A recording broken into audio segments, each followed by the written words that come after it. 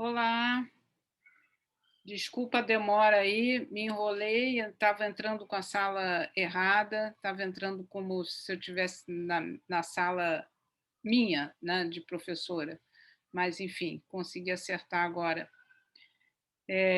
Tudo bem com vocês? Gostaria de ouvir um pouco de vocês, o que vocês estão achando das atividades teórico-práticas de manhã, com a professora Cinti e com a professora Carline. É, Se vocês puderem Ah, abrir, professora, foi tranquilo.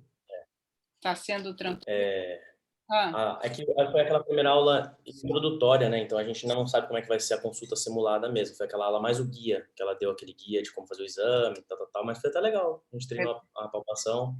aham, verdade, legal, legal, tá. Boa E tarde, professora. oi, boa O problema, tarde, Luan, fala. eu Eu acho que achei isso a também gente bem legal a aula de hoje. A gente teve um roteiro de como vai funcionar o- os exames, os casos clínicos que a gente vai apresentar. Uhum, Acho que vai ser bem interessante também dessa forma. tá. Deixa eu, alguém quer falar mais alguma coisa sobre essa parte de eu manhã? acho, eu Fala. queria só, as aulas foram muito boas, mas eu acho que só o horário da última aula está muito apertado para 1 hora. Então, se pudesse começar um pouco mais cedo a primeira turma, ao invés de 9, começar às 8 ou 8h30, já ajudaria, né? A gente não ficar tão na correria de sair meio-dia e chegar em casa, almoçar e abrir aula para poder assistir, entendeu? Aham. Olha só, Ronald, as professoras já me trouxeram essa preocupação. O problema maior é que, como a professora Cíntia mora no Rio, né, e para ela chegar mais cedo, quer dizer, para dar início à aula mais cedo, é um pouquinho difícil para ela, né? O que eu não sei se talvez a gente possa ver se seria melhor se nós começássemos a nossa aula 1h30, porque aí vocês poderiam ficar mais tranquilamente de manhã, ter tempo de almoçar, escovar o dente, né? Enfim, Perfeito. o que vocês acham? É Professora, uma o boa. único problema é que alguma turma sempre vai ter aula teórica presencial às 16 horas também. Então, o ideal é que acabasse pelo menos uma meia hora antes, umas 3h30, para dar tempo da gente chegar lá na universidade para aula de ortopedia. Aí eu não Uhum. sei se é suficiente esse horário, se dá para você passar o conteúdo todo. O que você acha? É, olha só, em princípio, eu acho que é viável, tá? É, mas é aquela coisa, às vezes também o assunto é extenso, a aula está interessante, ou surgem dúvidas. É, não sei, em princípio, eu também acho que a aula de muito mais que 2 horas não é produtivo, né? Então, também tem esse aspecto que a gente tem que levar em consideração. Quer dizer, também eu me alongar muito também é algo que, do ponto de vista didático, não é nem um pouco bom. Mas Verdade. eu acho que começar antes de 9 é que é uma opção inviável. Vamos tentar começar 1h30 em ponto, tá? Na semana que vem, e vamos ver, né? Tá? Se tiver algum problema também, acho que talvez dê para falar com o professor de ortopedia para esperar uns 20 minutinhos para a galera Boa, chegar. boa, Acho que boa. também não, a gente consegue resolver dessa forma. Boa ideia, Luan. Tá ótimo. Agora, de qualquer jeito, eu não sei se seria melhor, quer dizer, as duas representantes de turma, né, a Paula e a Manuela, verem se está todo mundo de acordo para não gerar nenhum conflito, né? Mas, por mim, eu acho que seria perfeito, assim. Eu acho que ficaria confortável para todo mundo. E já falando com o professor de ortopedia, que talvez atrase um pouquinho, ou se ele poderia começar 4h30, enfim. Vocês só me avisam, tá? Tá ok? E Excelente. tá, uma coisa que eu achei legal, que eu quero dizer para vocês, é que eu dei hoje de manhã uma olhadinha e vi que vocês estão acessando o AVA, pelo visto vocês estão vendo, né, os vídeos que a gente posta. Eu acho isso daí extremamente produtivo para que a aula seja mais dinâmica, tá? Eu acho que um assunto que pelo menos vocês já viram a introdução, quando vocês forem entrar no assunto, eu acho que vai ser mais produtivo, mais rentável, né? Vamos ver. Então, eu gostei, eu acho que foram uns 20 e poucos alunos, acho que 24, se eu não me engano, que chegaram a entrar e ver a introdução. E vamos ver hoje, então, como é que fica o rendimento, vocês já tendo talvez assistido e pegaram os casos clínicos. Vamos ver hoje, então, como é que fica, tá? Ok? Então, eu vou compartilhar minha tela. Professora, essas aulas que você coloca no AVA é muito legal porque dá para a gente ter uma noção até dos slides que a senhora vai usar na aula. Então, a gente já meio que... Eu por exemplo, eu tirei print screen e imprimi. Daí dá para anotar tudo, é bem legal. Maravilha, maravilha. Não, mas eu estou elogiando vocês porque esse hábito de mandar sempre a aula antes do dia propriamente, isso daí é uma coisa que a disciplina sempre fez, né? Nós, inclusive, quer dizer, não gravada, era a aula em slides, PowerPoint, e eu estou elogiando exatamente porque a turma de vocês a gente vê que está acessando, e turmas anteriores não estavam acessando. Então, por isso que eu fiz questão de elogiar vocês, porque o nosso objetivo é esse, é que vocês antes tomem algum contato, e realmente isso que você está fazendo, de imprimir e fazer as anotações. Se vocês quiserem, eu posso mandar para vocês a aula toda em PowerPoint para vocês imprimirem ou verem antes. Isso aí não tem problema nenhum, tá? Então vocês me digam se vocês quiserem que a gente manda. Olha, professora, eu vou te falar, eu pelo menos gostaria, porque eu fiquei pausando o vídeo para poder tirar foto da telinha, para depois poder imprimir. Se puder fazer isso, é até mais fácil, daí eu não preciso ficar fazendo isso. Ia ser bom. Tranquilo, então está combinado. Eu mando, tá? Sem problema nenhum, porque a aula fica pronta com alguma antecedência, não muita antecedência, mas fica, tá? Muito obrigado, professora. Tá? Então, vamos lá, gente. Então, nós hoje vamos falar a respeito... Vocês estão vendo a tela? Está tudo bem? Está gravando? Tá? Então, vamos... Sim, tudo certinho. Está tudo certo. Então, vamos lá. Então, gente, hoje nós vamos falar a respeito do hipotireoidismo, certo? Então, primeiro, vocês provavelmente já tiveram oportunidade de ver pacientes com hipotireoidismo, porque a prevalência é bastante elevada, né? Então, estima-se que de 4 a 8% da população mundial tenha um hipotireoidismo subclínico, enquanto que a população como um todo tem hipotireoidismo clínico, cerca de 0,3%. Isso daí talvez pareça baixo, 0,3%, mas é quando você vê a população como um todo, quer dizer, incluindo homens, que têm menor prevalência, incluindo crianças, né? Então, por isso que dá essa falsa impressão que seria uma situação não tão frequente, né?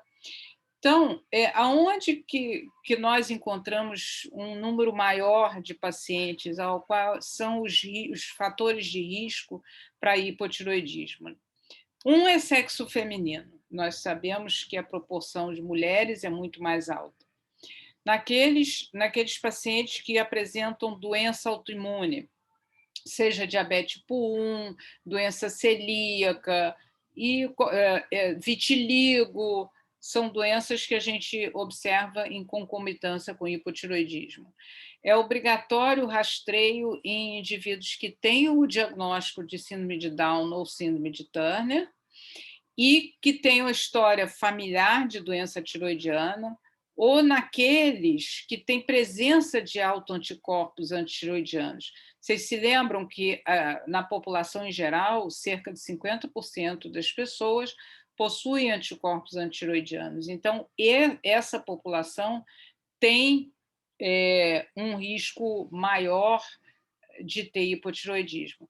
Os pacientes com hepatite C, naquelas regiões em que existe ou um excesso de iodo ou uma deficiência de iodo, e muito importante que vocês vão ver é o uso de vários fármacos.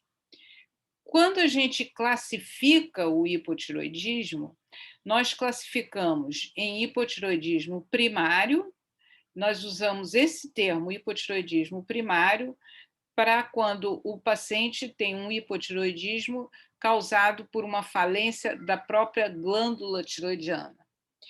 Enquanto que nós usamos o termo secundário quando é origem na hipófise, quer dizer, deficiência de TSH, ou no hipotálamo, deficiência de TRH. Como, em geral, é muito difícil você diferenciar entre deficiência de TSH ou deficiência de TRH, usamos o termo hipotireoidismo central, tá? Tanto para o hipotireoidismo secundário quanto para o hipotireoidismo terciário. Como é que nós vamos fazer o diagnóstico do hipotireoidismo? O diagnóstico, o exame mais importante é o exame do TSH, por isso que eu botei aqui um #1, é o número 1, é o TSH, né? É o de primeira linha, isso porque ele eu costumo fazer uma analogia, é como se o TSH fosse histérico, tá? Então, qualquer pequena anormalidade na concentração do hormônio tiroidiano, ele já grita, né? Então, aí você tem... o primeiro a se alterar é o TSH, por isso que ele é considerado o de primeira linha, né? E, além disso, o ensaio de TSH é um ensaio bastante exato, né? Quer dizer que não dá muita faixa de erro, amplamente disponível, seguro, claro, né? E relativamente barato. Bom, mas muitas vezes a gente lança a mão, além do TSH, do T4 livre. Em relação ao TSH, eu acho que é importante ressaltar que a faixa de normalidade do TSH ela é de 0,5 a 4,5. No entanto, ela também é considerada normal faixas um pouquinho mais elevadas, valores, aliás, um pouquinho mais elevadas, conforme a pessoa envelhece. Então, nós podemos interpretar como normal um TSH de 6 ou um TSH de 10, conforme a idade desse paciente. Então, uma vez diagnosticado o hipotireoidismo, é importante a gente definir a etiologia. É muito, muito importante definir a etiologia.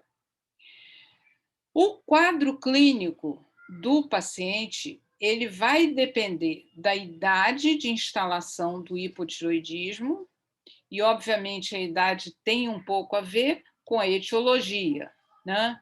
Porque, por exemplo, se você está pensando em uma anormalidade congênita, isso daí vai ser no recém-nascido, né? Então, o quadro clínico ele é variável de acordo com a idade e de acordo com a etiologia. Por isso que a gente vai ver daqui em diante, nós vamos ver o hipotireoidismo começando na mais faixa, na infância, né, na fase mais tenra, que é o congênito ou o neonatal. Então, vamos iniciar falando a respeito do hipotireoidismo congênito ou neonatal, hipotireoidismo primário. Ele pode ser transitório, não é muito frequente, mas pode ocorrer, seja por a transferência placentária de um anticorpo bloqueador, seja por droga que a mãe tenha usado. Então, isso teria um hipotireoidismo transitório. Existe o hipotireoidismo permanente, e aí nós classificamos entre sem bócio e com bócio. O permanente congênito, mais comum, responsável por 80%, 85% dos casos, são provocados por disgenesia tiroidiana. O que é disgenesia tiroidiana? É quando essa tiroide não é uma tiroide com desenvolvimento normal. Então, ou ela está atrofiada, ou ela está fora do seu lugar, né? Então, isso daí é uma... E aí, obviamente, que você é a causa mais comum. E se você tem uma ectopia, aplasia ou hipoplasia, obviamente que essa criança não vai ter bócio, tá certo? Isso aí não tem muita dúvida, é lógico. Agora, com bócio, quais seriam as causas de hipotiroidismo permanente com bócio? Vocês se lembram quando eu falei na semana passada da formação do hormônio tiroidiano, né, da célula folicular? Então, você tem a célula folicular, e aí você tem a captação do iodo, a oxidação, e as várias etapas até a saída da célula tiroidiana do hormônio, né, do T4 e do T3. Quando existe qualquer defeito nessa biossíntese, seja na oxidação, seja na organificação, aí, nesses casos, então, obviamente que vai haver um estímulo ao TSH e essa glândula, como anatomicamente ela está no pescoço, ela é uma glândula anatomicamente, tá? Normal anatomicamente, o problema é um problema de biossíntese hormonal, ela aumenta devido ao estímulo do TSH. Então, você tem um hipotiroidismo permanente com bócio. Até aí está tudo claro, pessoal? Posso continuar? Sim, professor. Tá. Então, quando a gente pensa numa criança um pouco mais velha, né, o hipotiroidismo primário, a causa mais comum é a tiroidite de Hashimoto, né? Ela é rara antes dos 4 anos, mas depois dos 4 anos é a causa mais comum de hipotiroidismo e é mais comum em meninas do que em meninos. Existem outras causas, mas são causas raras, como tumores volumosos, como o hemangioma hepático, que pode também levar a um hipotiroidismo. Voltando ao hipotiroidismo congênito, né, é uma doença extremamente prevalente. Vocês vejam que as estimativas é de 1 para 2 mil a 1 para 4 mil crianças nascidas vivas, e é uma das principais causas de retardo mental passível de prevenção. E como é que a gente pode prevenir esse retardo mental? Como é? Vocês sabem? Através... Levotiroxina? Não. Para você fazer o diagnóstico, quer dizer, para você evitar, você tem que fazer a prevenção. Para você fazer a prevenção, você tem que fazer um diagnóstico precoce. E o diagnóstico precoce é feito através do teste do pezinho. A levotiroxina vai ser já o tratamento depois que você diagnosticou, né? Então, o diagnóstico vai ser baseado no teste do pezinho, que é obrigatória no Brasil já há muitos anos, sei lá, 20 anos ou mais. E no teste do pezinho é feita a dosagem do TSH. Então, ainda em relação ao hipotiroidismo congênito, vocês se lembram que eu falei para vocês que a causa mais comum é a disgenesia tiroidiana, né? E aí vocês veem aqui, por exemplo, aqui nessa foto daqui, isso daqui é uma tiroide lingual. Você pode ter uma tiroide lingual, você pode ter, eu não encontrei nenhuma foto, tiroide sublingual, que seria... não, essa daqui não é sublingual. Mas, enfim, Aqui você pode ter tireoide intralingual, né? Então, conforme a disgenesia dessa tireoide, você então vai ter o quadro de hipotireoidismo congênito, até quadros muito graves, que são aqueles que têm agenesia tireoidiana, né? Agora, então, qual é o quadro clínico dessas crianças? Vejam bem, pode ter uma icterícia neonatal mais prolongada, um choro mais rouquenho, rouco, a criança chora um pouco mais rouca, é uma criança que dorme mais, o que em geral as mães adoram, os movimentos lentos, constipação. Mas o que eu gostaria de dizer para vocês é o seguinte: esses sinais e sintomas, né, fontanela ampla, né, que seria um sinal, eles geralmente não estão presentes logo ao nascimento. Por quê? Porque durante a vida intrauterina, essa criança ela recebe o hormônio tiroidiano da mãe. Então, clinicamente, ela não vai apresentar aqueles sinais clássicos de hipotiroidismo, né? Só conforme ela sai do útero, e aí já não tem mais o hormônio tiroidiano da mãe, é que esses sinais e sintomas começam a se instalar. Então, aqui você vê um bebê com 18 dias de vida, então, que ele já começa a ter, não sei se vocês conseguem visualizar aqui, uma pele ressecada, aqui você vê a hérnia umbilical, né?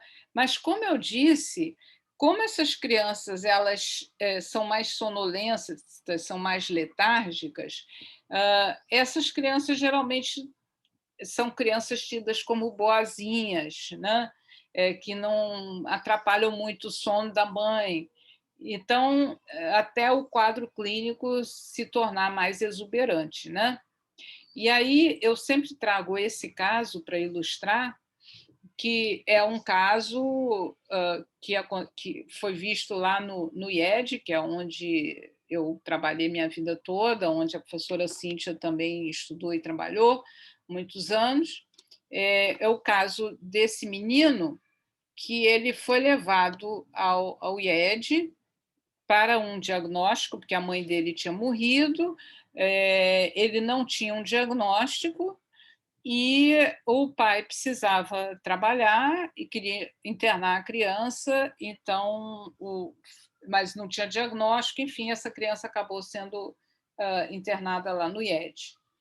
Vocês reparem aqui a altura desse menino, ele tinha aproximadamente 1,10 m, mas o facies dele, você vê a macroglossia, você vê que ele tem um certo edema periorbitário, né? E assim, desenvolvimento psicomotor absolutamente inexistente, né? Esse menino, ele tinha, se eu não me engano, eu nunca sei exatamente, tipo 16 ou 17 anos de idade, tá?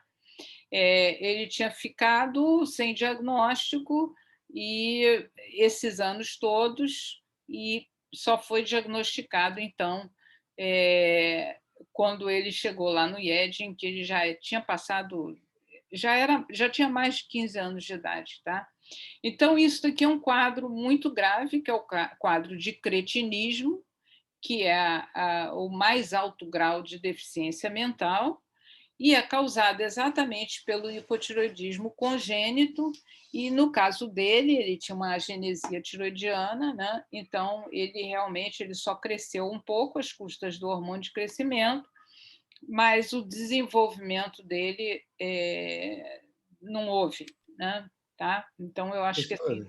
Oi, pois não, fala, Luan. Mas se ele tivesse sido diagnosticado ao nascer e tivesse tratado, talvez teria como reverter esse quadro dele? Com certeza, não seria reverter, seria evitar, tá? Isso. Tá? Luan, exatamente. Isso daí é um quadro perfeitamente evitável e por isso que o hipotireoidismo é um screening obrigatório no Brasil e na maior parte do mundo, né? É obrigatório o screening neonatal exatamente para evitar casos como esse, né? Porque isso aí é dramático, né? E aí, hoje em dia, desde que o diagnóstico, o teste do pezinho se tornou rotina, hoje em dia a gente não vê mais isso, né? Porque essas crianças elas têm um desenvolvimento absolutamente normal se for diagnosticado a tempo, né? Então, essa é a grande importância do teste do pezinho. Ela não deve ser feita no primeiro dia, deve ser feita entre o segundo e o quarto dia de vida. É feito medindo, desculpa aqui o erro de digitação, o TSH, e se o TSH estiver elevado, é obrigatória a confirmação, você não pode iniciar o tratamento sem confirmar anterior o diagnóstico, né? E aí você repete o TSH e o T4 livre ou o T4 total, né? E a maioria dos casos é exatamente devido à digenesia tiroidiana. Bom, quando o quadro de hipotireoidismo se instala numa idade mais avançada, mais tardia, né? Quer dizer, que não é do recém-nascido, após os 2 anos de idade, aí não tem mais o risco de retardo mental. O que é, então, que chama atenção no quadro clínico dessas crianças? Vai ser o atraso no crescimento e no desenvolvimento, né? Então, é quando os pais começam a notar que a criança até os 2 anos vinha crescendo normalmente, e aí depois começa a ver que ele para de crescer, diminui o ritmo de crescimento, né? Um certo grau de obesidade, o desempenho escolar cai bastante e o atraso, ou, em raros casos, pode haver um quadro de puberdade precoce, mas o mais comum é ver um atraso no desenvolvimento da puberdade. Essas crianças que têm um hipotireoidismo mais tardio, digamos assim, na infância, né? Vocês observem aqui, por exemplo, esse caso daqui não é um caso nosso, foi um caso que eu retirei da internet, mas é um menino de 17 anos, esse daqui, né, de 17 anos, que ainda tinha fontanela aberta, como vocês estão vendo aqui, e um atraso significante da idade óssea. Olha aqui, ele só tinha 2 núcleos aqui no carpo, uma distância interfalangiana, como vocês estão vendo aqui, bastante grande. Olha só quanto espaço ele tem. Então, assim, é um caso também de um hipotireoidismo que se instalou muito precocemente. Esse daqui eu não conheço, mas que se desenvolveu com um atraso de crescimento e também de desenvolvimento, mas isso daqui é para ilustrar a parte radiológica, esse atraso, né? Então, o raio-x ajuda a gente muito. Vocês reparem aqui, isso daqui é um esquema, um desenho, né? Olhem aqui, aí a distância, a cartilagem de crescimento aqui, né, como ela é afastada, como tem um espaço aqui, e isso daqui é do adulto. E aí, quando a gente volta àquele caso anterior, olha aqui, né, repara bem aqui a idade óssea, como bem atrasada, os ossos pouco, e quando você compara aqui, né, as epífises aqui em crescimento, tá certo? Em relação ao tratamento, então, o tratamento é com levotiroxina, dose única diária, ninguém precisa decorar dose, nada de decorar, isso daí, o que é de mensagem importante que vocês saberem, que a necessidade de hormônio tiroidiano, conforme a criança é mais jovem, é maior os microgramas por quilo por dia do que uma criança já mais, não é mais adulta, mais velha, né? E que vocês vão ver que no adulto é 1,6, quer dizer, conforme o indivíduo vai crescendo e envelhecendo, a necessidade de hormônio tiroidiano vai diminuindo, né? E aqui um outro caso que eu trouxe para vocês.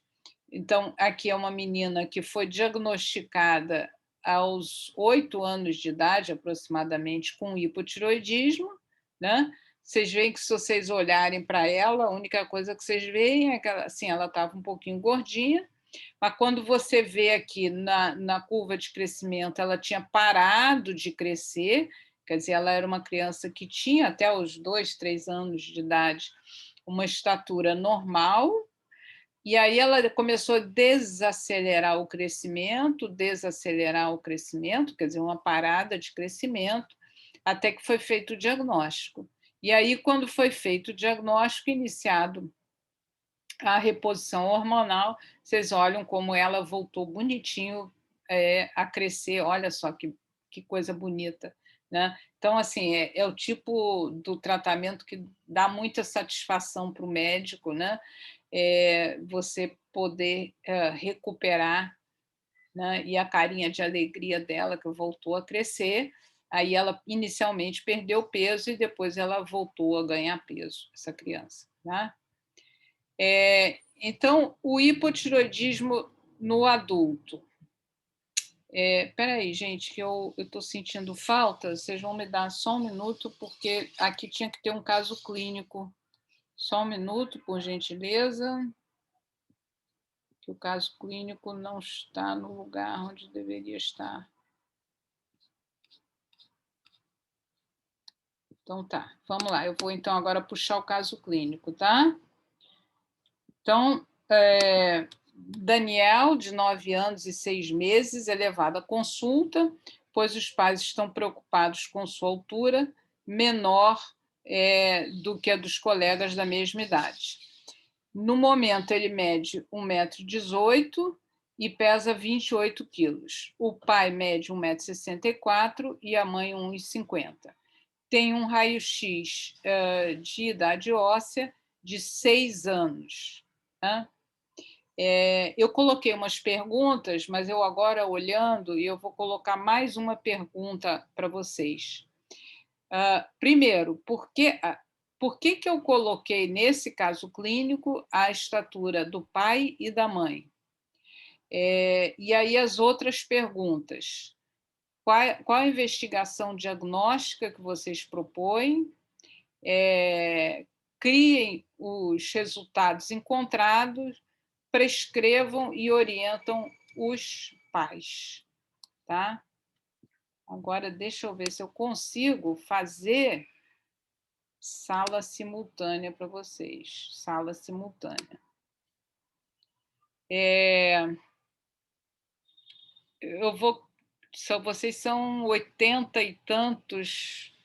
Eu vou fazer 8 salas simultâneas para vocês, tá bom? Ok? Vamos ver. Professora, Pois aí não. algum aplicativo que você vai usar? Não, não. Vocês vão. Olha, quem que está perguntando? Luan. Luan? Não, isso daqui é no próprio. Ô, Luan, isso daqui é no próprio Zoom, tá? O próprio Zoom vai alocar vocês vão se encontrar numa sala virtual e depois vocês vão discutir o caso, propor uma, tá? E aí vocês podem até fazer ou uma apresentação no PowerPoint, ou só falar, enfim. Mas não é nenhum aplicativo fora do Zoom, não, tá? Então, eu vou abrir as salas para vocês.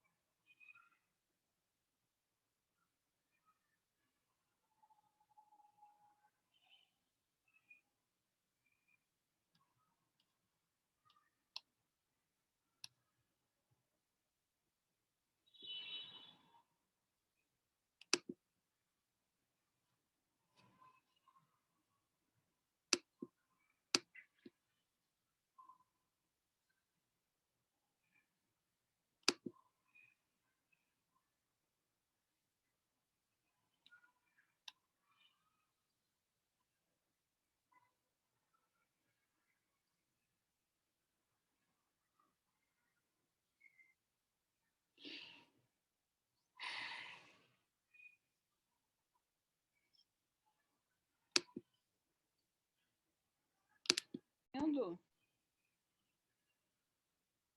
Oi? Vocês estão me pedindo ajuda? Professora, é que a gente queria ver o caso, sabe? Para a gente lembrar das perguntas e dar uma olhadinha. Ah, tá. Eu vou tentar. Tá bom. Paula, deixa eu tentar aqui. Vocês não estão vendo? Não. Tá. Eu não sei, deixa eu ver aqui. Teoricamente, como é que eu. Bom, eu mandei para vocês, eu não sei como na sala compartilhada colocar os slides. Vê se alguém do teu grupo, da tua sala, porque eu mandei esses casos no grupo, então alguém talvez tenha, ou se você mesmo buscar no teu. Deixa eu ver se eu mandei. Eu mandei por WhatsApp ou mandei no Endócrino Vassouras. Porque, desculpa, eu não estou sabendo como dividir a tela. Tudo bem, professora, a gente vai dar uma olhadinha aqui, mandar Tá, ok. alguém tirou Eu foto aqui, a gente consegui consegue. Consegui aqui. Vou mandar para você. Maravilha, ótimo, gente.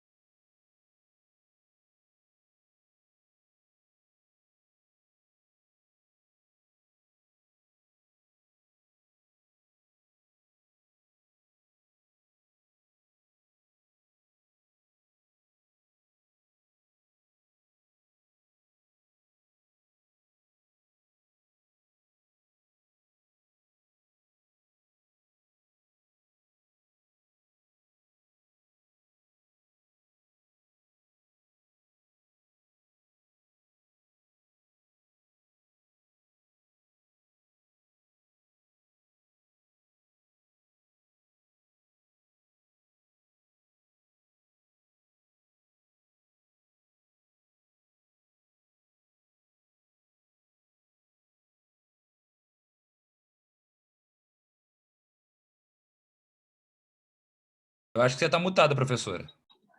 Professora, acho que a sala simultânea fechou. Fechou, fechou. Eu achei que ia entrar em cada uma. É melhor a senhora mesmo fazendo um pra gente? O quê? O que foi? Não ouvi. Muita tecnologia, fiquei até perdido.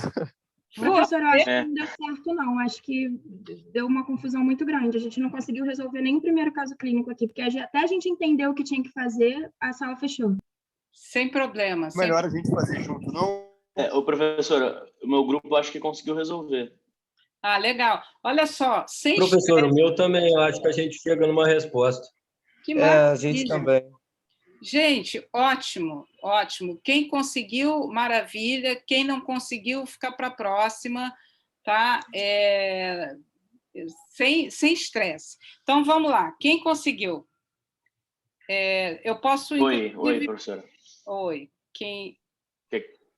Eu também, professor, o meu grupo. E qual era teu que a grupo? gente fale? Mayara, Nosso grupo Antônio, também. Pablo. Um dos dois grupos conseguiram resolver, é isso? 3. Acho Tá. que 3. Então, A sala 1 também conseguiu um pouquinho, professor. Acho que a gente não fechou, mas deu para ir um pouco. tá ótimo, gente. Então, vamos lá. Quais foram os grupos que conseguiram responder? E qual foi o... Vamos começar pelo grupo que só conseguiu responder um pouco. Qual foi o grupo? Você vai falar, João? Eu Vai falo, eu você, falo. Débora. Tudo bem. Tá. Tá bom, professora.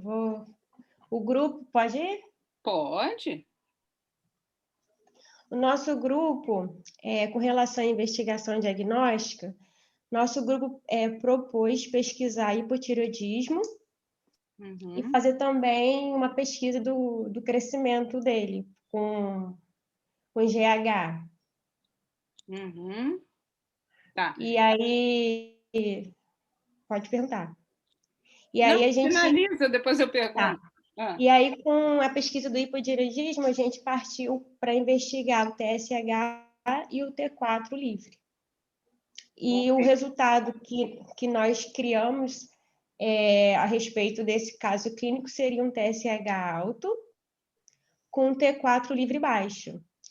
E não conseguimos concluir a ideia do GH e seguimos o raciocínio com relação à prescrição, onde o grupo decidiu fazer a reposição do hormônio tireoidiano com levo e fazer o acompanhamento dessa criança. A orientação que foi proposta para os pais seria uma alimentação adequada para conseguir fornecer os nutrientes, para permitir que haja nutrição para ele poder se desenvolver, em associação com a atividade física. E também banho de sol, 15 minutos diário.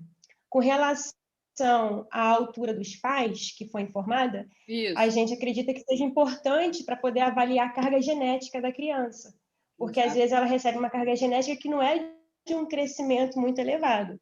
Então, assim, é importante avaliar a carga genética e a condição clínica. Se a clínica estiver ok, é porque essa carga genética que está determinando o crescimento dela. Mas no caso dessa criança, ela tem também a questão clínica, né, apontada pelo raio-x dele. E também as curvas de crescimento apontada naquele gráfico que a gente tem do desenvolvimento da criança. Vocês estão conseguindo agora visualizar a minha tela ou não? Não, Só o não. nome da senhora. Não? Que eu estou dividindo com vocês a tela do... Então, deixa eu compartilhar. Tá, ok. Tá? Professora? Pois não, diga, Só Luan. um comentário que a gente discutiu no nosso grupo também. Acho que a Débora conseguiu resumir tudo que realmente todo mundo estava pensando, mas a gente pensou na investigação de Hashimoto e a gente sugeriu fazer o anti-TPO. Perfeito. Muito bem. Só para acrescentar. Tá, mais alguém gostaria de acrescentar alguma coisa? Eu acho que o que a Débora comentou aí, professora, eu acho que também teve a gente fazer um acompanhamento trimestral, né, dessa levotiroxina, né, que ela chegou a mencionar, e após os 3 meses a gente tira para ver se consegue manter, né, se a criança vai conseguir manter fisiologicamente, se não, a gente diagnostica como permanente, né, e aí ir tratando, né. Tá, olha... Tá, deixa eu... Alguém quer fazer algum comentário em cima do que o Ronald falou?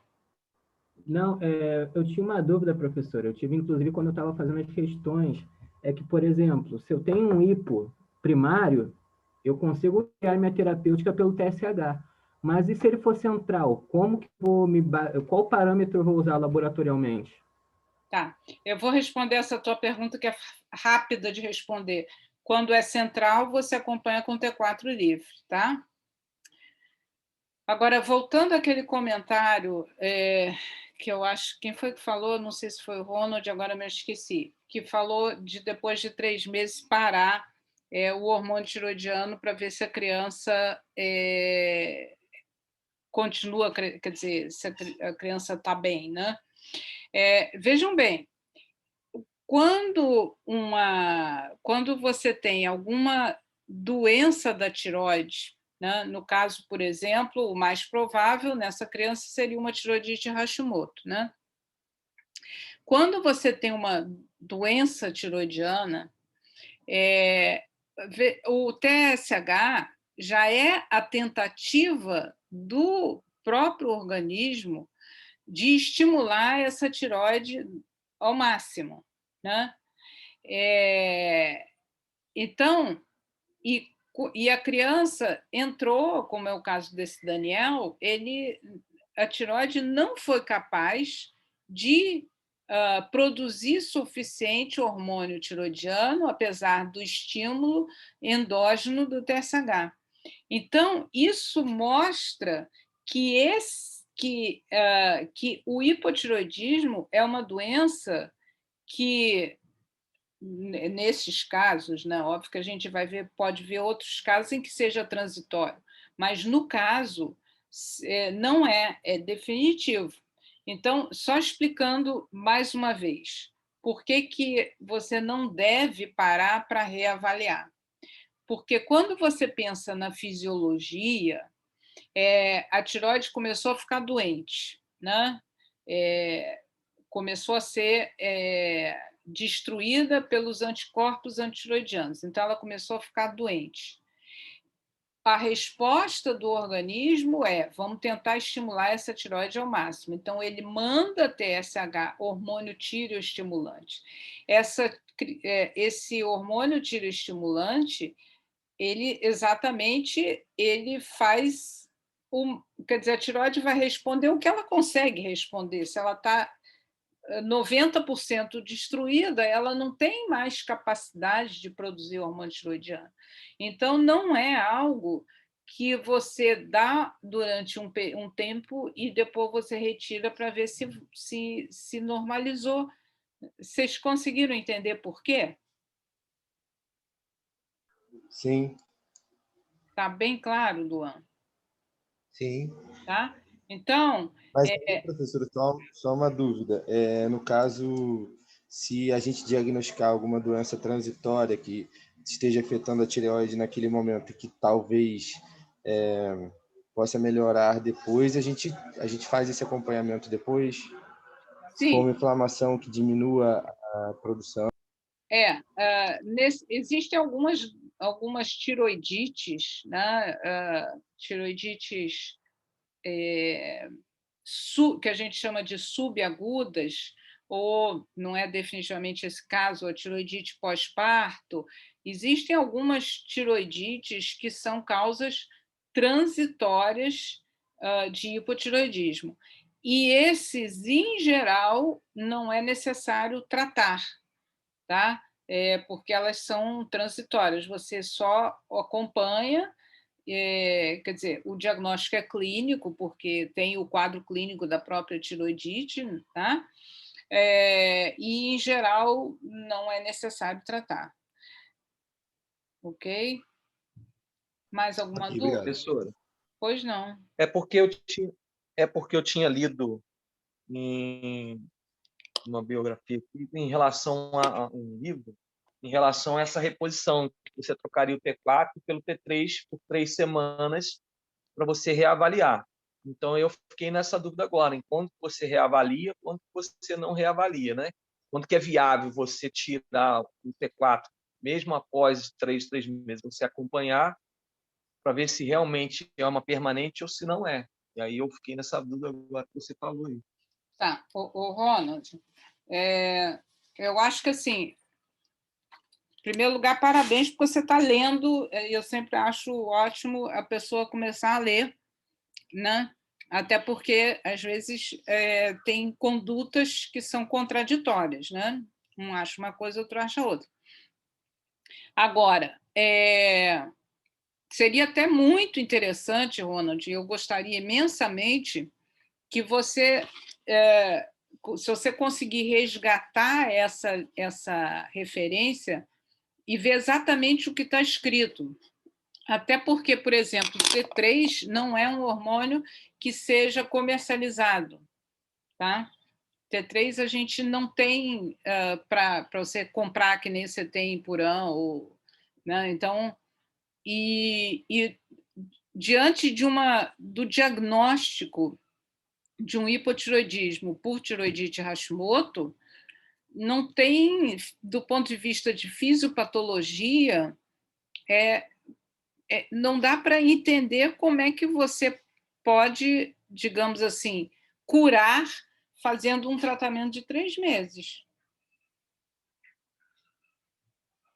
Tá? Por acaso, Ronald, se você conseguir se lembrar ou achar onde você leu isso, eu gostaria muito, muito mesmo, que você mandasse para mim, a gente conversa em particular pelo WhatsApp, tá? Sobre isso que você leu. Tá, eu vou procurar aqui. Tá? Então, mais alguma Ok. coisa sobre esse caso? Podemos voltar para a aula?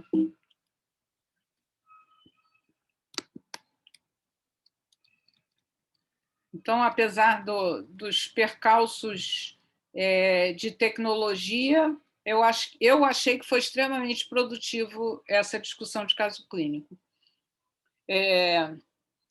A gente vai aprimorando daqui para diante, tá? Então, vamos ver agora hipotiroidismo no adulto.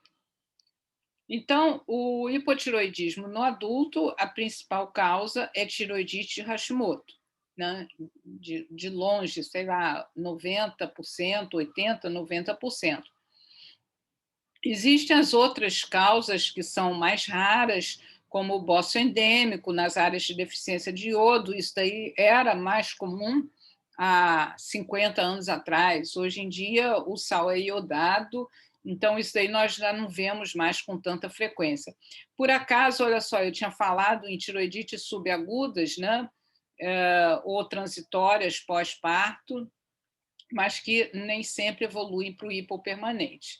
E as outras doenças que são bastante raras. Em segundo lugar, depois do Hashimoto, vem o hipotiroidismo, que é provocado pelo tratamento do hipertiroidismo. Então, se uma paciente com hipertiroidismo é submetida, por exemplo, ao iodo radioativo, ela pode levar a um hipotiroidismo permanente. Ou então, por qualquer motivo, seja por câncer de tireoide, seja por qualquer coisa que a mulher foi submetida a uma tiroidectomia, também vai levar a um hipotiroidismo primário, né, que é da própria glândula, e definitivo. Existem outras condições que sempre precisam ser lembradas como causa de hipotiroidismo, que é ingestão de drogas, principalmente aquelas drogas que são muito ricas em iodo. E dessas, a mais usada e a que a gente mais vê na prática é a amiodarona e o lítio, né, que é usado muito em psiquiatria. Mas elas vão provocar, principalmente naqueles indivíduos que já têm alguma patologia prévia, né? Seja tiroidite Hashimoto, uma tiroidite pós-parto, enfim. Então, esses pacientes eles podem vir a desenvolver um hipotiroidismo quando no uso dessas drogas.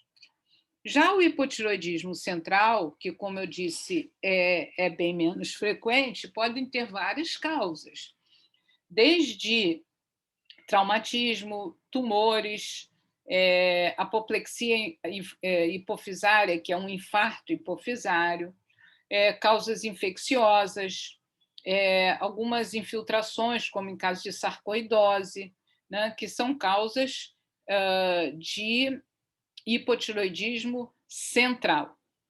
Quando esse hipotiroidismo central, em geral, esse hipotiroidismo central, ele acomete não só o eixo hipotálamo, hipófise e tireoide, como também os outros eixos, né? Então, como a gente vai ver na aula de eixo hipotálamo e hipófise, pode afetar a produção de hormônio de crescimento, de gonadotrofinas, pode afetar realmente outras trofinas hipofisárias, que não só o TSH, e com isso, então, você tem um quadro de pan-hipo. Em relação ao hipotiroidismo no adulto, quando é que você deve rastrear? Né? Então, é válido você rastrear, principalmente nas seguintes situações: mulheres em idade fértil ou acima de 60 anos, porque o hipotiroidismo ele aumenta a sua prevalência quanto mais velha a pessoa vai ficando.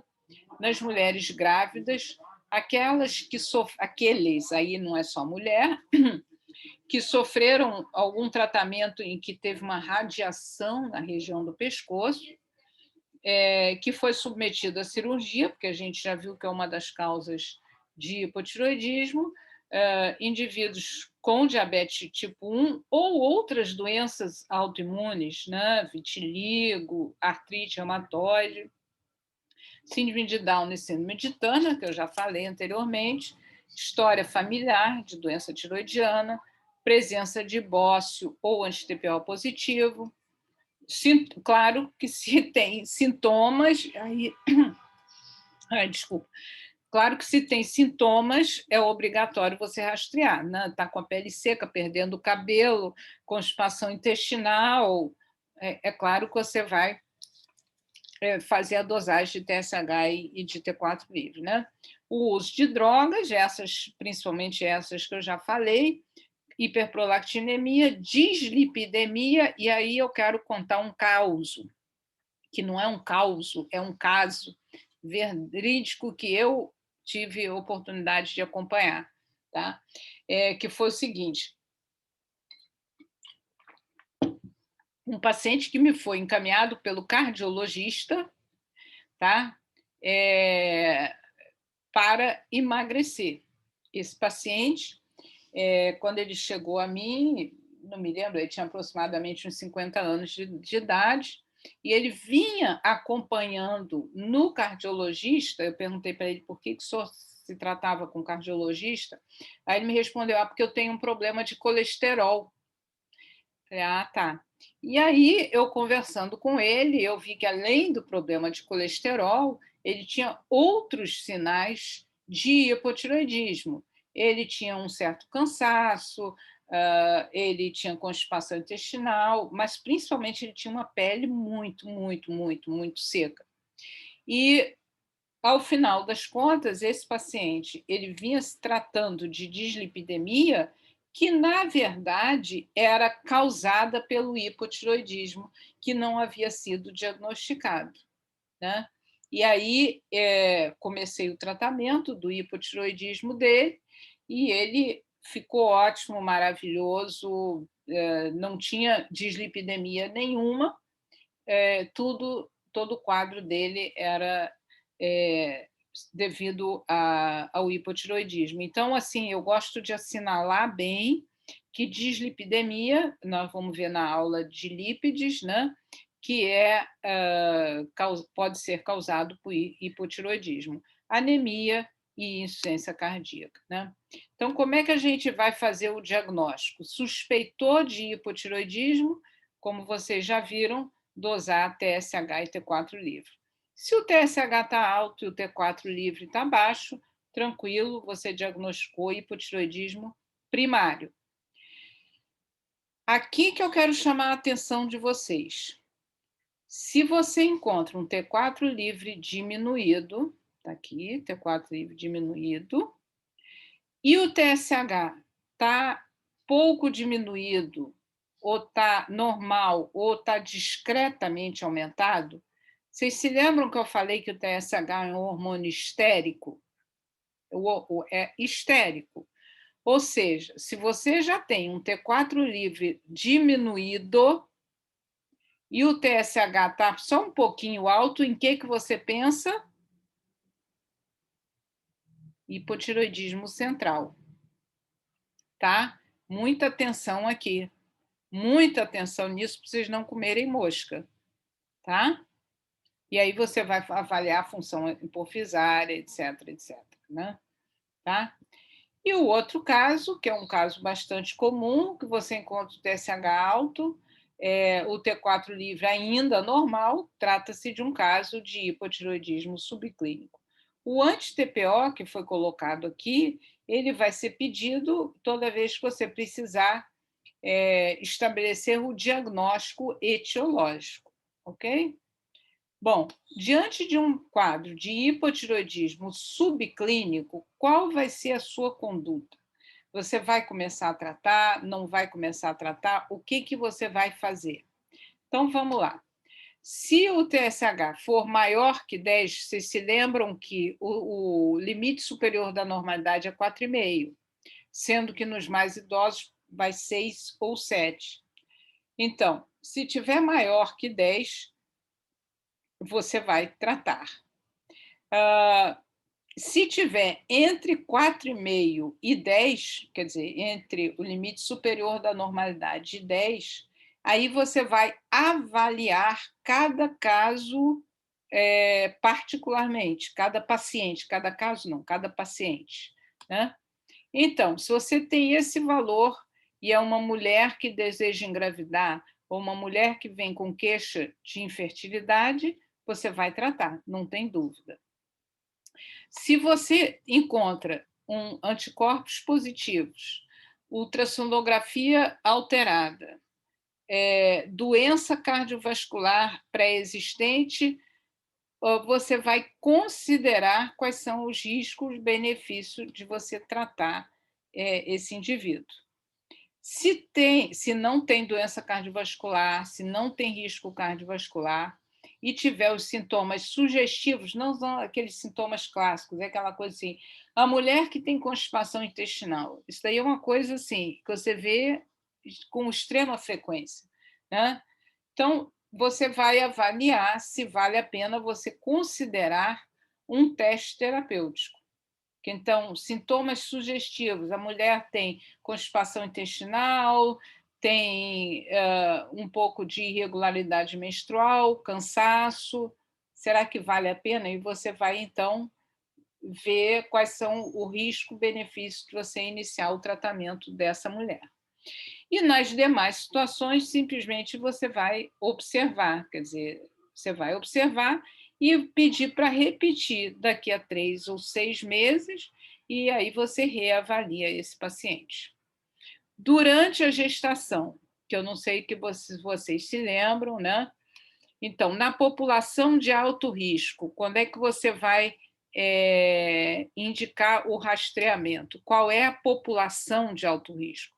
Então, mulheres com mais de 30 anos, aquelas que têm doenças autoimunes, outras, história de radiação cervical, e aí a gente volta a que são as mesmas indicações que a gente já viu para rastreio na população em geral, quer dizer, irradiação do pescoço, uso de drogas, presença de anti-TPO. Então, nessas situações, mesmo na mulher com menos de 30 anos, você vai fazer o rastreio do hipotiroidismo, né?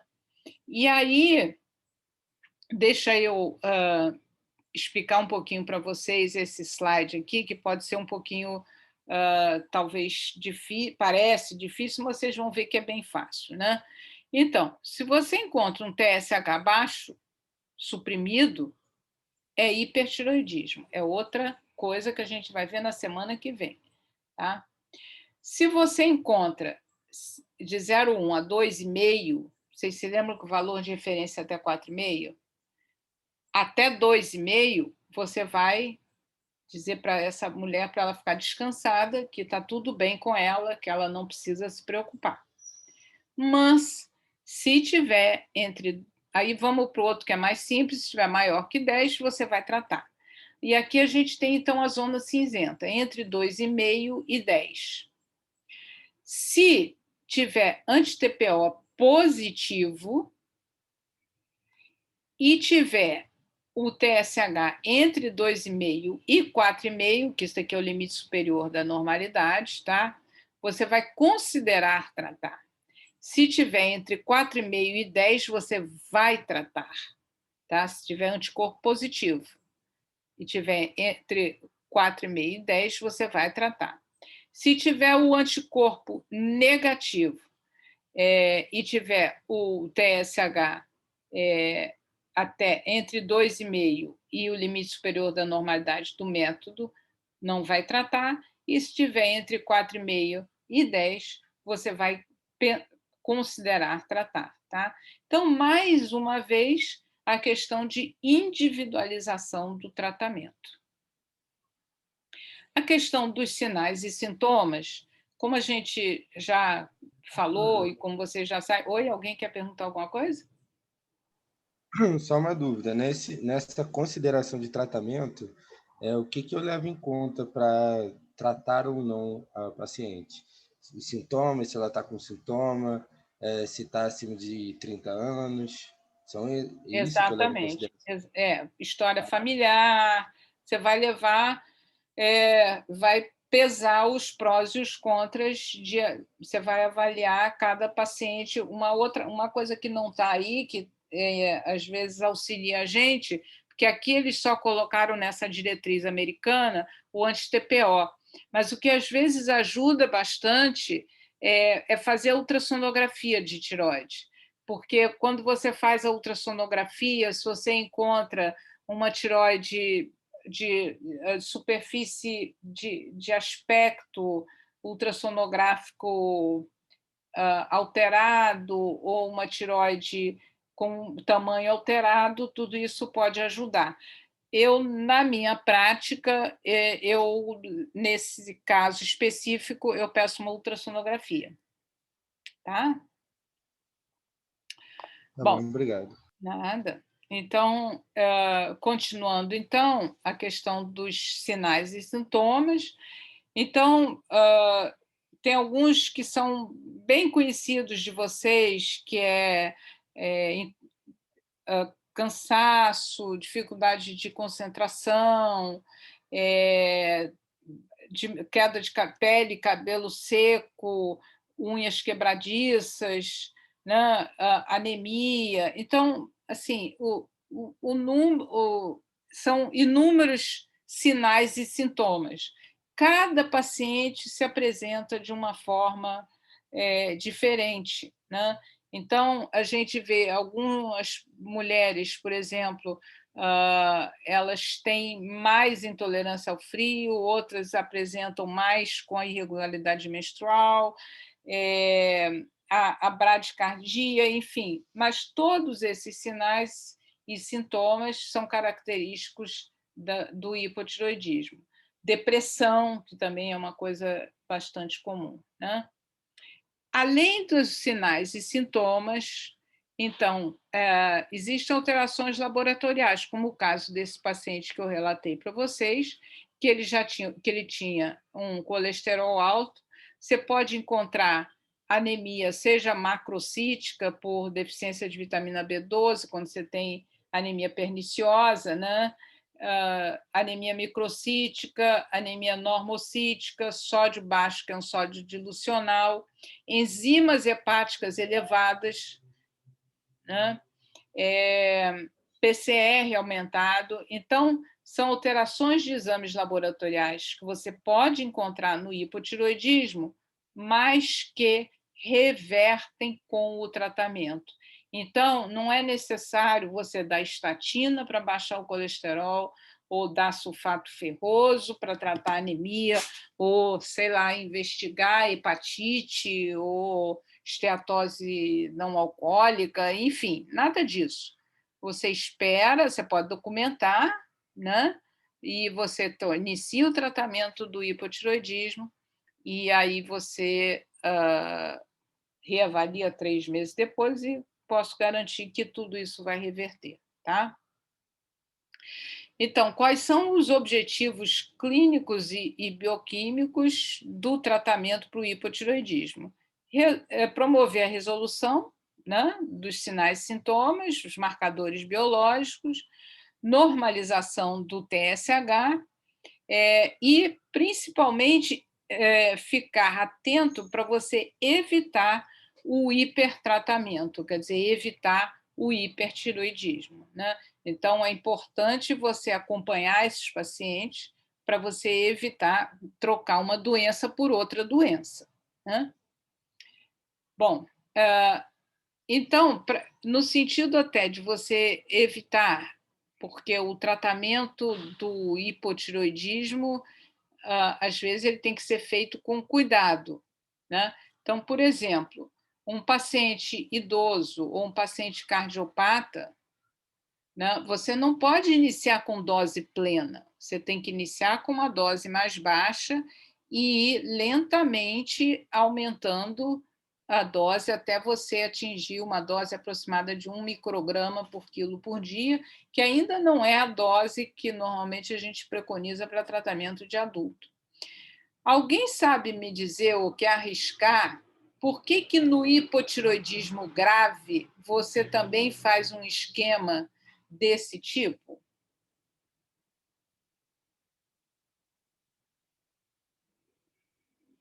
Ninguém quer arriscar? De ir aumentando a dose aos poucos? Eu não ouvi. O esquema de ir aumentando a dose aos poucos? E começar com uma dose baixa, 12,5 é quase uma dose de amostra grátis, quase. Para ver qual vai ser a resposta dos sintomas, o paciente já tem bastante tempo com uma dose baixa, e se você der uma dose alta, talvez possa trazer algum dano ao paciente? É exatamente isso, porque se o paciente tem um hipotireoidismo grave, já significa que ele vem há muito tempo com falta de hormônio tireoidiano, né? E aí existem alguns problemas que você pode ocasionar se você corrigir rapidamente esse hipotireoidismo, né? E aí, mas alguém sabe me dizer qual seria o risco, qual seria o problema? Tireotoxicose? Não, você não vai fazer tireotoxicose com uma dose baixinha, não. Tá? Talvez possa ter algum problema cardiovascular, tem um aumento muito grave da pressão e dos batimentos. Seria mais por medo de complicação cardiovascular, né? Mas principalmente, isso também pode ocorrer, né? Mas principalmente, é uma pergunta que eu fiz, é uma pergunta difícil mesmo, não se sintam como que não se sintam mal por não saber, porque realmente é uma pergunta difícil. Porque o que acontece? Professora? Pois não. Fala, Hugo. Com a deficiência de hormônio da tireoide, pode causar upregulation? Upregulation de quê? Tipo, no hormônio, aí acaba aumentando o receptor da célula. Aí qualquer dosagem pode ter uma resposta maior. Não é por isso, não. Ah, tá. Não é por isso, mas valeu a tentativa. Tá. Olha só, o motivo é o seguinte: quando o paciente já vem hipotireoidismo de longa data, e o hipotireoidismo grave é um hipotireoidismo de longa data, ele estava todo funcionando numa taxa metabólica muito baixa. Isso significa que também a suprarrenal estava funcionando produzindo pouco cortisol. Então, se você repõe rapidamente, entra com dose plena, você pode, o organismo pode não ter a capacidade de responder prontamente a um eutiroidismo, tá? Não ser capaz de recuperar, principalmente o nosso medo mais é de insuficiência adrenal, né? Por isso que a gente realmente, quando é um hipotireoidismo grave, a gente inicia lentamente e vai aumentando paulatinamente, tá? Professor, Pois não. É por isso, então, que a maioria que faz uso sempre volta, né, para trocar os medicamentos, porque é difícil achar a dosagem, né, até uns 3 meses, né? Geralmente você vê o paciente, quando ele faz uso desses medicamentos, né, para poder acertar a dosagem correta, né? Você evitar esses efeitos, né? Olha só, Ronald, eu vou falar, não é esse caso específico é diferente. Hipotireoidismo grave, que eu quero dizer, por exemplo, aquele paciente que vem com um TSH, você se lembra que o normal é até 4,5, vem com um TSH de 150, um T4 livre de 0,3, então, assim, quando você vê isso, você já sabe que é um hipotireoidismo muito grave e de longa evolução, né? E aí, isso significa que o metabolismo de todo esse paciente está rebaixado já há muito tempo. O outro caso que você está falando, pelo que eu entendi, é o hipotiroidismo, digamos assim, aquele que você descobriu que a mulher tem um TSH de 20, 30, ou mesmo 10, 12. Aí a gente vai falar disso daqui a pouquinho em ajuste de dose, tá? Então, foi bom você ter trazido isso para ressaltar que isso é um caso específico que eu estou falando, hipotiroidismo grave, o paciente idoso ou o paciente cardiopata. Quando não tem nenhuma dessas situações, não é idoso, não é cardiopata e não tem hipotiroidismo grave, você inicia com dose plena, tá? E aí você só vai dosar o TSH 6 a 8 semanas depois da dose estar estável. Então, aqui, se você inicia a dose plena, digamos que eu atendi um paciente hoje, eu iniciei o hormônio tiroidiano hoje, eu vou dar para ele o pedido e orientar, olha, você vai fazer esse exame daqui a 6 a 8 semanas. Nesse caso aqui, que é um paciente idoso ou cardiopata ou hipotiroidismo grave, eu vou iniciar com 12,5, vou aumentando a cada 2 semanas, é a dose de 1 micrograma por quilo dia, e só 6 a 8 semanas depois de ter atingido essa dose de 1 micrograma, é que eu vou pedir para ele repetir o TSH, tá? E aí, perfeito, professor. Depois, então, desse período, se o TSH não está no alvo, aí, então, a gente vai ajustar a cada 4 semanas, 12,5 ou 25 microgramas. Está claro? Tá? E aí, qual é o objetivo? O TSH dentro da faixa da normalidade e o T4 livre na metade superior da normalidade. Então, o tratamento daqueles casos que são esses daqui que você iniciou dose plena, que não é esse caso, e sim esse caso daqui é o paciente que não é cardiopata, não tem hipotiroidismo grave e não é idoso. Então, a dose preconizada é de 1,6 a 1,8 microgramas de peso corporal por dia. E no hipo subclínico, que é aquele em que você tem o TSH alto, mas o T4 livre ainda normal, você vai iniciar com uma dose mais baixa, que é de 1,1 a 1,2 microgramas por quilo por dia. Sempre em dose única diária, preferencialmente em jejum, mas pode ser usada também 3 horas depois da última refeição. Então, eu tenho alguns pacientes que gostam de acordar, tomar café, ou tem que tomar outros remédios, enfim. Então, para esses pacientes, você diz, então, depois da última refeição, você dá um prazo de 3 horas, e aí, então, você toma o hormônio tiroidiano. Do ponto de vista comercial, existem essas apresentações, 12,5, 25, 37,5, ninguém precisa decorar isso, mas o que eu gostaria que vocês prestassem atenção? Olha só, nós estamos falando de microgramas, tá? Então, são doses muito, muito baixas. E vocês reparam que existem ajustes finos. Então, às vezes, você tem que passar de 75 para 88, ou de 75 para 62,5. Então, o hormônio tiroidiano ele tem uma faixa muito estreita, né, de tratamento. Muito estreita. É o que a gente fala assim, uma sintonia muito fina. Os nomes comerciais que existem no Brasil são essas daqui, e a gente sempre recomenda que o paciente não troque de marca. Então, se você fez o cálculo 1,6 a 1,8 microgramas por quilo dia, e aí você faz a receita para esse paciente de qualquer uma dessas marcas, e diz para ele, olha, se o senhor começar nessa marca, não troque de marca. Porque, apesar de que todas elas são de laboratório confiável e tal, o veículo delas não é igual, tá?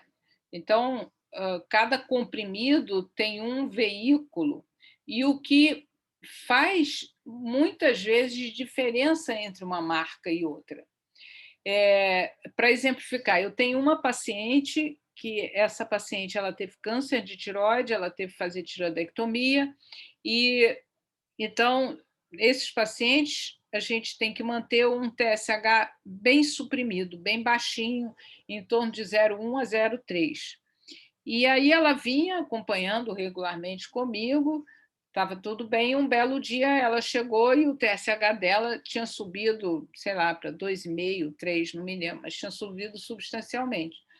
E, no caso dela, especificamente, é porque ela tinha ido na farmácia comprar o hormônio tiroidiano dela, e aí o balconista não tinha a marca que ela habitualmente usava, e aí o balconista falou, não, mas é tudo igual, é tudo a mesma coisa. E aí ela trocou de marca. E realmente foi essa diferença grande. Felizmente, ficou tudo bem e tal, porque ela acompanha regularmente, mas serve para ilustrar como, às vezes, a mudança de marca pode levar à alteração por causa, às vezes, do recipiente que um tem e que pode dar uma alterada, tá? Gente, tem gente aí com o microfone aberto. Então, por isso, esse alerta, né, que muitas vezes a gente vê, que foi um alerta da Sociedade Brasileira de Endocrinologia, né, alertando que é comum essa troca por medicamento similar, mas que é importante lembrar que existe bioequivalência, permutabilidade, estabilidade e características específicas de cada composto, né? E aí, no caso da levotiroxina, é muito importante que se mantenha sempre a mesma marca, tá? Ok? E aí alguém já tinha perguntado como é que você vai avaliar se o tratamento está adequado, né? Se é primário com o TSH, se é central com o T4 livre. O ajuste de dose você vai avaliar de 6 a 8 semanas depois. E quando você, então, atinge aquela dose de manutenção, né, aí você só precisa pedir para o paciente retornar uma vez por ano ou a cada 6 meses. Eu acho que foi o Ronald que tinha perguntado se era por isso que o paciente, no início, tinha que ficar retornando, né? Isso. Está respondida a tua pergunta? Perfeito, perfeito. Tá. Uma outra coisa importante é o seguinte, lembrar sempre, e quando você prescreve o hormônio tiroidiano, você tem que alertar o paciente que algumas situações vão haver a necessidade da mudança de dose da levotiroxina. Por exemplo, se o paciente engorda muito ou emagrece muito, tá? Quer dizer, grande aumento ou diminuição do peso acentuada, gravidez, síndrome desabsortiva, uso de drogas, né? São situações em que pode haver necessidade de mudança da dose do hormônio tiroidiano. Então, são situações em que você tem aumento da necessidade e outras que você tem a diminuição da necessidade de levotiroxina diária. Então, essa é a referência bibliográfica. Nós vamos ver alguns casos mais agora aqui, tá? Mas antes, deixa eu fazer aqui a chamada, tá? Ok? Eu peço a vocês o seguinte, gente, se eu pular algum nome ou se alguém na hora não tiver, espera que depois que eu chamar todos os nomes, eu chamo de novo aqueles que por acaso não responderem, tá bom? Combinado? Então, vamos lá. Ana Carolina Varanda. Presente. Anilcio Teixeira. Brenda Alves. Presente. Bruna Fernandes. Presente. Carolina Barbosa. Presente. Charles Lameira. Presente, professora. Clara Espinato. Presente. Débora. Presente. Débora estava aí. Esther. Matias. Presente. Fernanda. Citrângulo. Flávia. Oi, Fernanda. Tá. Flávia Pina. Presente. Giovana. Presente. Giovana de Siqueira, tá? Está aqui, professora. Tá. E a outra Giovana? Giovana Maria de Carvalho. Aqui, professora. Ok. Isabelle. Presente. João Bresciani Padilha. Presente. João Pedro. Presente, professora. Peraí, e João Felipe? Pedro, eu acho que eu pulei o João Felipe, né? Professora, Oi. João Felipe, a senhora pulou. João Felipe. Tá, já vi que eu tinha pulado, desculpa. Então, João Felipe, João Pedro, José Francisco. Presente. Júlia Bardella. Presente. Júlia Ruiz. Presente. Juliana Alves. Presente. Juliana de Almeida. Presente. Juliana Magalhães. Presente. Lara Pereira. Presente. Laura Avram. Eu, presente. Laura Marques. Presente. Leonardo. Presente, professora. Letícia Santos. Presente. Marcela Bispo. Presente. Marcele Barbosa. Presente. Marco Aurélio. Presente. Marcos Vinícius. Presente. Maria Eduarda. Maria Fernanda. Presente. Marina. Presente. Maiara. Presente. Nicole. Presente. Paula Rangel. Presente. Pedro Miguel. Presente. Professora, acho que você me pulou. Quem? Eu quem? Paola. Não está aqui nessa lista, não. Ah, você está chamando só A? Estou chamando uma turma de cada vez. Uhum. Tá? Ah, tá. Desculpa. Nada. Pedro Vitor. Presente, professora. Sara Cristine. Presente. Tainara. Presente. Tamires. Presente. Vitor Malafaia. Presente. Vinícius Silva. Presente. Minha xará. Presente. Yasmin. Presente. Olha só, dessa turma, que é a turma A, só não responderam. Maria Eduarda está aí? Não.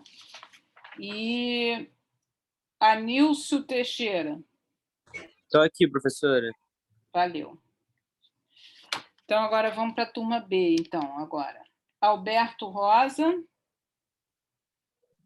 Presente, professora. Aline. Presente, professora. Oi, Ana Carolina. Presente. Ana Elisa. Presente. Ana Clara. Presente, professora. Antônio Lucas. Presente, professora. Camila. Presente. Carolina. Presente. Daphne. Presente. Daniel Visconti. Presente, professora. Dávila. Presente. Douglas, Presente. Eduarda, Presente, professora. Felipe, Presente, professora. Fernanda. Presente. Fernanda Diniz, presente. Isso. E a Fernanda Maria, desculpa. Presente também. Tá. Gabriela. Presente. Ok. Gabriela. Ferreira, não. Giovana de Camargo, acho que ela está aí, né? Presente. Giovana está aí. Eloá. Presente. Hugo Felipe. Presente. Isabela Costa. Presente. João Carlos. Presente. João Gabriel. João Pedro. Presente. João Gabriel. Presente. João Isso. Pedro, presente. João Pedro, presente. Gabriel também. João Gabriel também. Júlia Coelho. Presente. Oi, Júlia. Larissa. Presente. Laura Lima. Laura? Não? Ok. Lívia Soares. Lívia. Luan Tardan Veloso. Eu. Eu. Presente. Tá. Professora, Oi. Hã? Lívia, você conseguiu ouvir? Meu áudio está muito ruim. A Lívia, tá ok. Ouvi. Lívia. Professora, estou presente também. Laura, é que minha internet falhou na hora. Tá bom, Laura Lima, valeu. Desculpa, obrigada. Nada. Luísa Lopes. Presente. Manuela da Silva Machado. Presente. Marcela Carneiro. Presente. Marco de Bona Rezende. Marco não. Maria Cecília. Presente. Maria Vitória. Mariana Saracino de Almeida. Presente. Marquem Benziman da Silva Fontenelle. Presente, professora. Meire. Meire, não. Natan. Presente. Paola, agora Paola. Agora sim, professora. Presente. Patrick. Patrick, não. Paulo Roberto Hernandes. Presente, professora. Pedro Henrique. Presente, professora. Ronald de Oliveira. Professora. Oi. Professora, Patrick, presente. Travou aqui para mim. Tá, ok. Ronald está aí, que eu sei. Eu, presente. Eu sei. Thaís Rosa. Tom Lourenço. Presente. Thaís está presente. Tá. Tom Lourenço Veloso. Presente. Estou aqui. Yasmin, está aí? Presente. Tá. Então, da turma B, só quem não respondeu, Maria Vitória, Marco de Bona Rezende. Professora, a Maria Vitória escreveu no chat que o microfone dela não estava abrindo. Professora, meu nome não está na lista. Tá, só um minuto. Deixa eu acabar então, depois eu pego o seu nome, tá? O Marco não está presente? Marco de Bona Rezende? Meire? Também não. E quem não respondeu mais a chamada, Gabriela Ferreira. Eu estou aqui, professora, Gabriela. Ok, tá. Então, quem falou que não está na lista? Eu, Augusto. Você tem que ver isso na secretaria, tá, Augusto? Ok. Bom, quem ainda quiser ficar, porque já são 15 para as 3, mas assim, eu tenho mais uns casos clínicos para a gente discutir, tá? Então, vamos lá. Eu vou fazer aquela... Então, eu vou ler o caso para vocês. Os casos foram mandados, né? Então, vamos lá. Fernanda, 38 anos, arquiteta, que vem com queixa de cansaço. Olha o faces dela. Paciente queixando-se de desânimo, apatia e constipação intestinal com piora gradativa. História de anemia ferropriva em uso de sulfato ferroso. Refere hipermenorreia.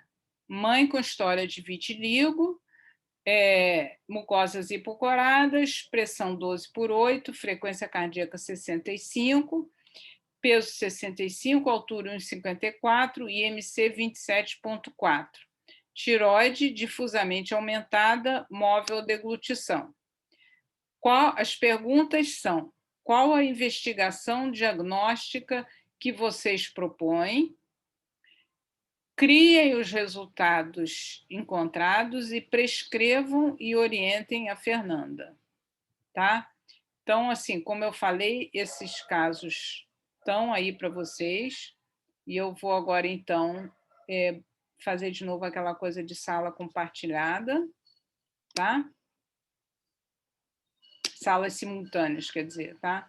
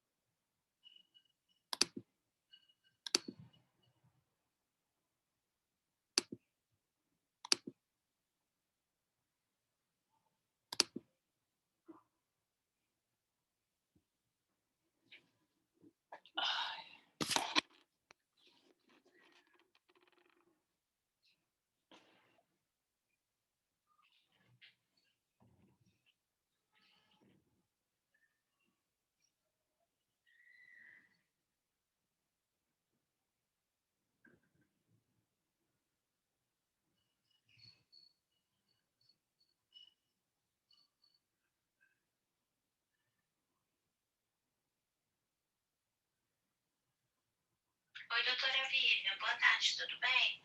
Desculpa, Tati.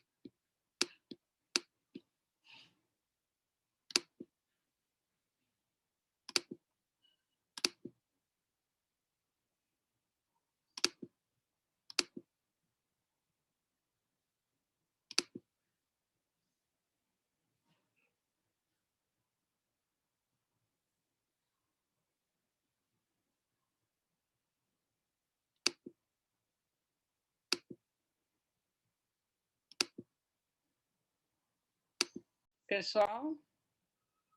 Alguma dúvida aí, gente? Oi, professora. Tudo bem?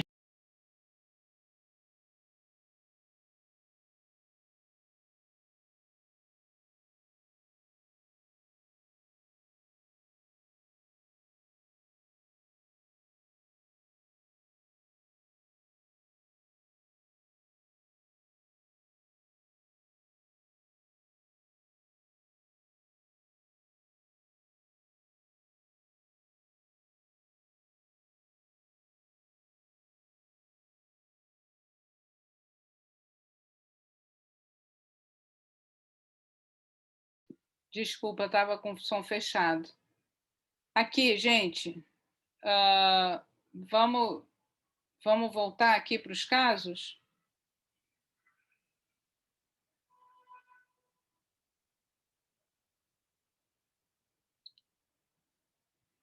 Alguém gostaria de falar?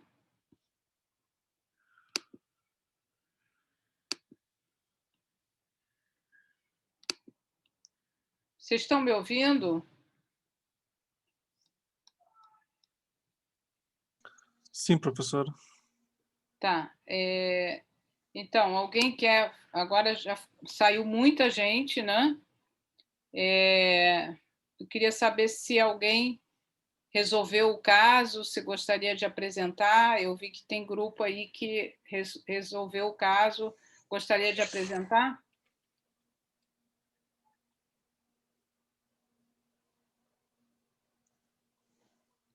Alguém tem alguma dúvida? Gostaria de discutir alguma coisa?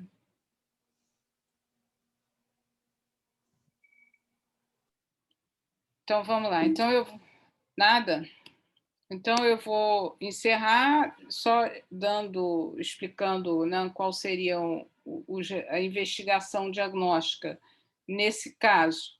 Veja bem, na história dela, o que tem de importante? Ela é uma paciente que tinha uma história de anemia, tinha uma história de hipermenorreia, tanto essa anemia quanto essa hipermenorreia já poderiam ser por conta do hipotiroidismo, né? Quer dizer, ela tinha desânimo, apatia, constipação intestinal, e aí isso tudo pode ter levado também o hipotiroidismo à hipermenorreia e a anemia ferropriva. Tratada com sulfato ferroso, isso é uma coisa também que a gente vê, acha que a causa primária seria a alteração da menstruação, levando ao sangramento excessivo, que leva à anemia, que, por sua vez, levaria a desânimo, apatia, e constipação intestinal é uma coisa que é algo muito frequente em mulheres, né? Então, como muitas vezes o diagnóstico ele é retardado por conta de uma premissa errada, tá certo? Como no caso daquele paciente que eu relatei para vocês, que foi o cardiologista estava tratando ele da hipercolesterolemia. Então, a premissa errada, como no caso dessa moça, né, de que realmente a causa primária era a irregularidade menstrual, a hipermenorreia, levando a anemia, e a anemia, então, levando a desânimo, apatia e constipação intestinal, né? Então, o não diagnóstico correto que levou ao tratamento inadequado, né? Então, ela tinha um face já bastante infiltrado, talvez vocês consigam visualizar isso, né? Então, a investigação diagnóstica seria realmente o TSH e o T4 livre. Como ela tinha essa história de mãe com vitiligo, o mais provável é que seria por conta de tiroidite de Hashimoto, então seria também solicitar um STPO que estaria aumentado. E aí a prescrição seria, no caso dela, 1,6 microgramas por quilo para 65 quilos, que eu teria que fazer aqui o cálculo, eu não sei se alguém fez o cálculo, 65 vezes 1,6.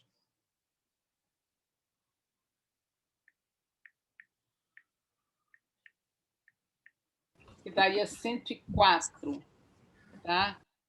Isso se fosse 1,6. Se fosse 1,8, seriam 117. Então, talvez eu prescreveria para ela 112,5, porque ficaria aí no meio, né? E aí, orientar, importante prescrever, orientar, o que é a orientação fundamental para ela? Tomar em jejum, não deixar trocar a marca que foi prescrita na farmácia para que ela continue sempre com aquele medicamento, tá? Alguma dúvida em relação a esse caso? Não, professora. Tá. Então, já são 3 horas, a gente fica por aqui, tá? E a gente, então, se vê semana que vem. Eu vou mandar para vocês a próxima aula com antecedência, além daquele videozinho, vou mandar também os slides, tá bom? E Obrigado, professora. Nada, tá? Perfeito. Tchau. Professora. Oi, pois não. Você perguntou qual era a bibliografia que eu tinha visto, agora eu fui procurar aqui, fui numa apostila da Medcel, mas aí eu confundi. Eu confundi porque eu li do hipotiroidismo congênito, e aí ele estava próximo do Hashimoto, então eu achei que o tratamento seria protocolo para avaliação, entendeu? Para reavaliação. Não, tudo bem, valeu. Mas também no hipocongênito também você não faz o tratamento só por um período. Você confirma o diagnóstico, né? E trata, né? Sim. Correto? É porque aqui fala que você faz para reavaliação, você tira o T4, coloca o triiodotiroxina, que é o T3, né? Aí depois você falou que não faz mais, não tem mais, né? Não, nunca teve T3 no Brasil. Isso daí, essa informação não está correta. Não existe T3 no Brasil. Tá? Você não pode tratar com uma droga que não existe no Brasil. Existe, né? Tá? Entendi. Depois, se você quiser, até tira foto, manda, só você me mandar o contato. Não, olha só, o meu WhatsApp eu já dei para os representantes, eu pensei que elas tivessem passado para vocês, que eu autorizei. Pode pedir, se você é da Paula ou da Manuela, elas estão com o meu WhatsApp, tá? Agora, Ronald, se possível, você procura estudar nessas referências que a gente dá em aula, tá? Os livros, textos, porque são mais confiáveis. Você pode mandar para mim, até porque eu tenho curiosidade para ver, né? Que eu não conheço, mas fica a dica. Procura, até porque tem na biblioteca da faculdade, tá? Até porque para estudar para a prova também é bom você não ter uma fonte que dá uma informação desse tipo. Tá? Não sei de onde eles tiraram isso, mas manda para mim, tá bom? Tá ok. Então tá, valeu, gente. Mais alguma coisa? Então, boa Professora? aula. Pois não. Faltaram, acho que 2 casos clínicos do final, daqueles todos que você mandou. Certo. A senhora poderia postar as respostas deles para a gente, para conferir se o que a gente fez está certo? Vocês chegaram a fazer? Eu prefiro... Quem que está falando? É Juliana. Oi, Juliana. Juliana. Juliana, eu prefiro que vocês me mandem o que vocês fizeram. Tá legal? Ah, tá ótimo. Tá? Manda para mim, Juliana, que eu dou o retorno rapidinho para vocês. Tá bom? Tá bom. Tá bom. Obrigada, professora. Tá? Tchau, gente. Até para a semana. Tchau. Tchau.